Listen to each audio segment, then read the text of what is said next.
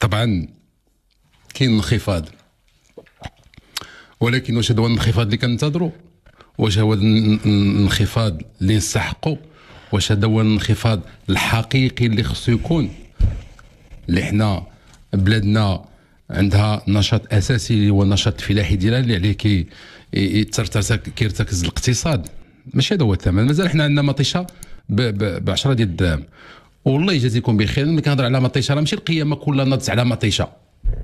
هذا ظرف كنتكلموا عليه وصلت المعيشه لهذا المستوى ديال الغلاء، اذا كنتكلموا على مطيشه بكل بساطه. ماشي القيامه واقفه على مطيشه، الحياه واقفه على مطيشه. حنا يمكن لنا نتجاوزوا كاع المطيشه ونعيشوا بلا مطيشه، يلا اش غيوقع؟ ما يوقع حتى شي حاجه، ولكن هذه حقيقه خصنا نتكلموا عليها. نخليوها دوز؟ ما يمكنش نخليوها دوز، حيت الناس كيعيشوا بمطيشه. عندنا النووي وعندنا الطاقه المتجدده وعندنا الامور وحده اخرى اللي هي مهمه واستراتيجيه، ولكن عندنا مطيشه. اذا ما نبقاوش نقولوا واش القيام وقفات على مطيشه. حنا عندنا بلاد متخلف، حنا ماشي متخلفين، حنا بلاد مستوى عالي البلاد ديالنا، وخصنا نكونوا فخورين ببلادنا، وحيت نكونوا كنحتجوا ولا ما عجبناش شي حاجه في قلب بلادنا ومن حقنا. علاش؟ باش تغير الامور للاحسن. هذا واجبنا، كيف الحكومه عندها ايضا واجب وكتقوم به. اذا اليوم خرج الناطق الرسمي بالحكومه باسم الحكومه وكأنه يفتخر بما قام به. لجان محلية قامت بزيارات 45,000 تاجر، وقامت بتحرير 2500 أو 2400 مخالفة، وقامت بإحالة 2100 تقريبا ديال المخالفات أو المحاضر على النيابة العامة. وتمت مداهمة بعض الأماكن السرية للادخار الخضروات والفواكه إلى آخره. شحال لقاو؟ 180 طن ديال الخضر والفواكه اللي مدخرة مخبعة. اللي مجلس المنافسة تيقول لك أنا ما عنديش اختصاص، أنا ما ندخلش، أنا هادشي بيناتهم، أنا ما داخلش في لا سيدي، داخل في الاختصاص ديالك السيد المسؤول على مجلس المنافسة اللي كيكون الادخار. هذه جريمة تعاقب عليها القانون، ومن حقك تدخلوا بتلقائية. ولقينا 15,000 لحوم ديال الاسماك اللي تم الاتلاف ديالها، 12,000 ديال التوابل، و5,000 ديال الحليب، 12,000 ديال الكيلو، 12,000 كيلو ديال الحلويات اللي تم اتلافها غير سليمه غير صحيه، 5,000 ديال التوابل، 5,000 كيلو ديال التوابل، و5,000 كيلو ديال الحليب تم اتلافه.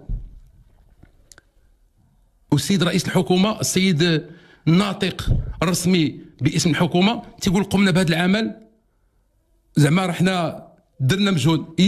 وقبل ما ديروا انتم هذه الخدمه، هاد التوابل وهاد الخضر وهاد الفواكه وهاد الحلويات اللي كانت غير صالحه كنا كناكلوها قبل ما تخرجوا، ولا هاد الايام كلها وهاد الشهور ما كانش هادشي كيدار، ما كانش هادشي اللي غير صالح، ما كانش هادشي مدخر.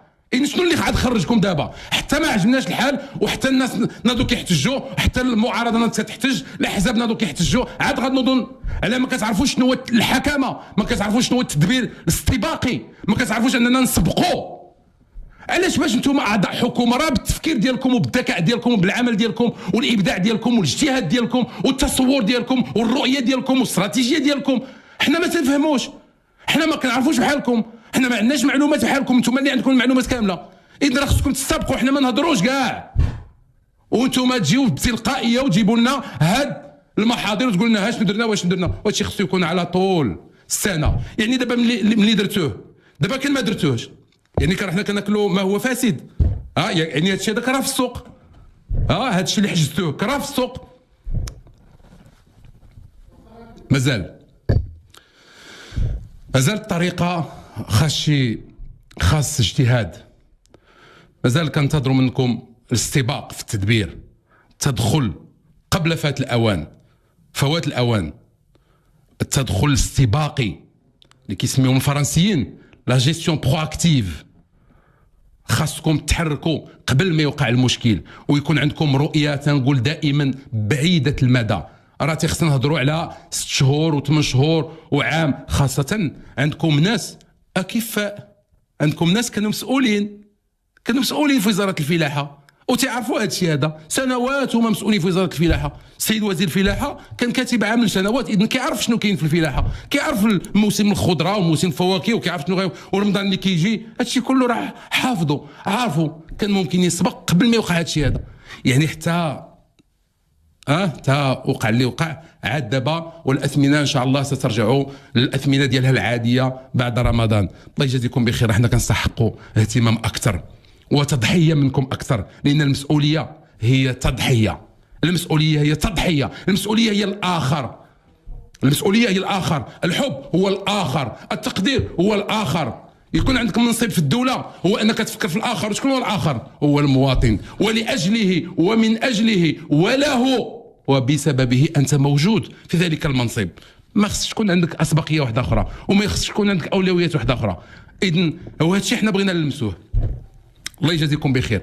راه نتمناو هذا الشيء هذا يرجع للاثمنه ديالها العاديه في اقرب وقت ان شاء الله، وما يكونوش عندنا احداث ايضا في رمضان، وما يكونش عندنا عاوتاني مور رمضان، وما يكونش عندنا. راه تنقول لكم راه خصنا نسقوا بعضياتنا، مجتمع مدني، جمعيات، حكومه، مواطنين، باش ننجحوا هاد التحديات اللي كتعيشها البلاد ديالنا ونجتازوا الازمات. احنا غادي نتوما كتشوفوا ازمات اللي كنعيشوا، راه قال له كحز، قال له ظهر الحمار قصير، راه ما عندناش فين نكحزوا.